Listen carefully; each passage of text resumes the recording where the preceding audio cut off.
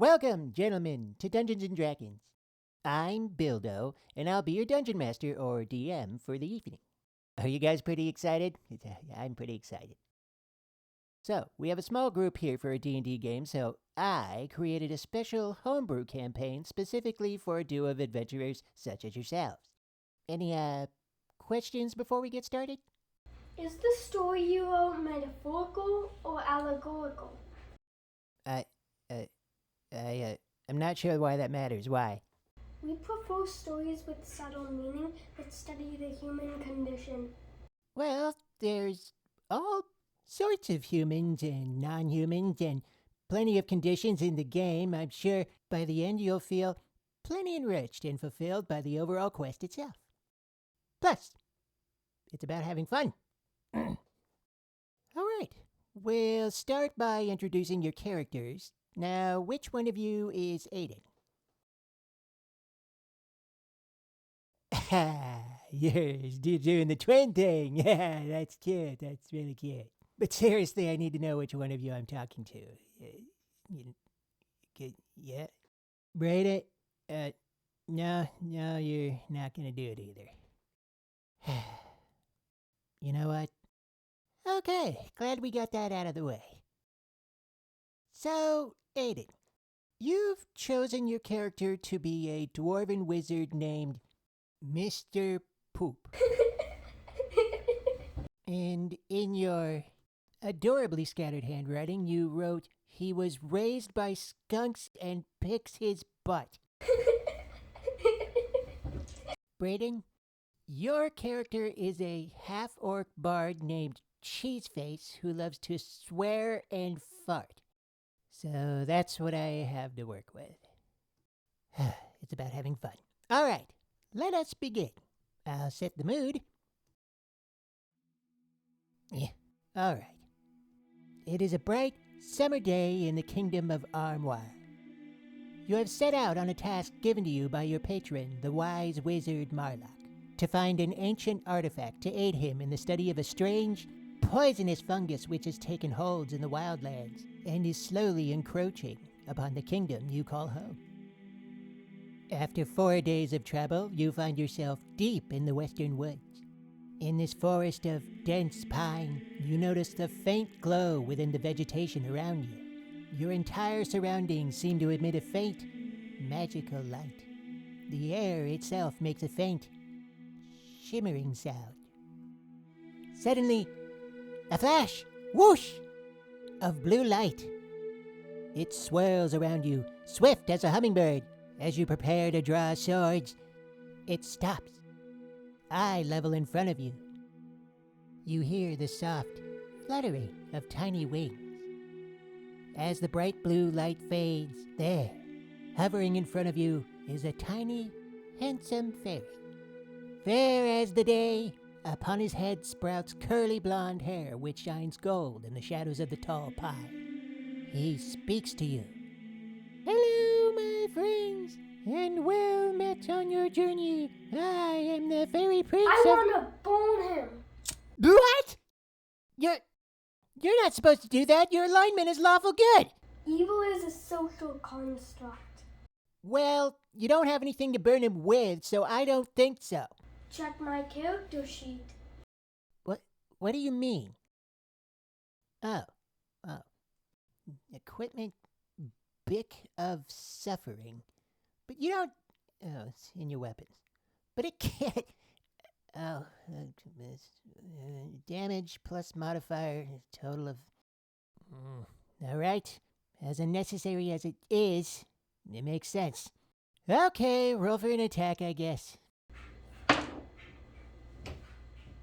1. Good. You light your Bick of Suffering, and as you lash out, the fairy prince swiftly dodges out of the way. Now wait just a minute here, you... Now I want to bone him. You have one too? Okay, go ahead and roll, but this isn't how I... Natural 20. Roll damage. Roll again for the critical hit.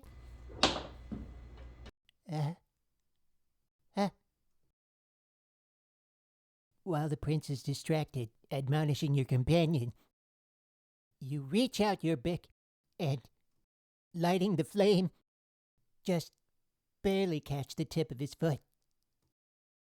The fire catches quickly, instantly engulfing his tiny body in orange flame. He screams in confusion and pain.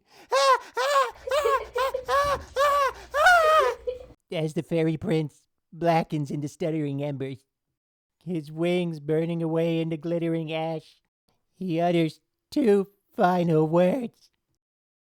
Why? Why? 2,000 years of life gone in an instant.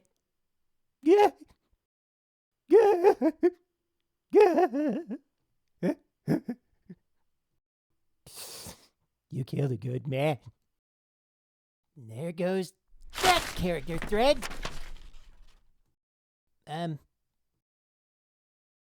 I didn't expect this to happen. I don't really know where to go from here. Question. Yes. How do I roll to pee on the dead guy? What is wrong with you kids?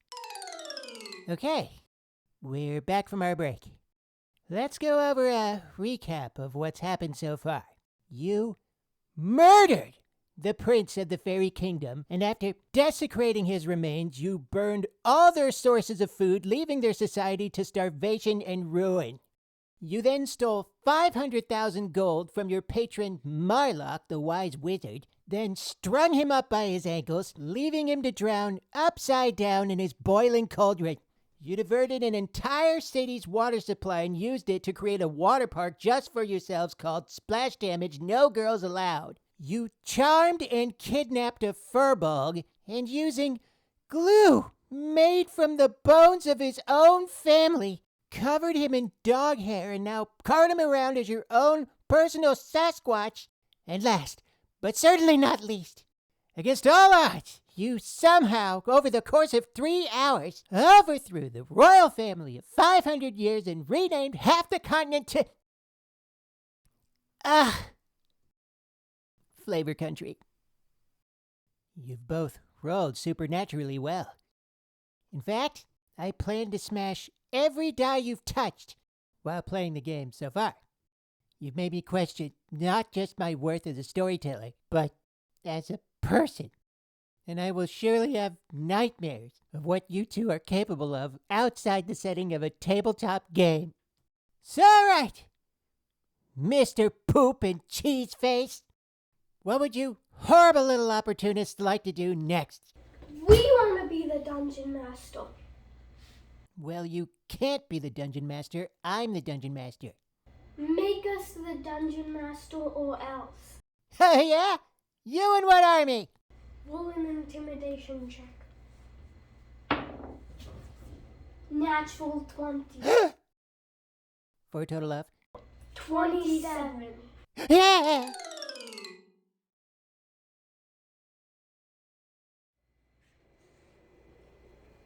Okay, now say your name. My name is... please don't make me say it. Say it! My name is... Stupid Man Pee Pee Pants.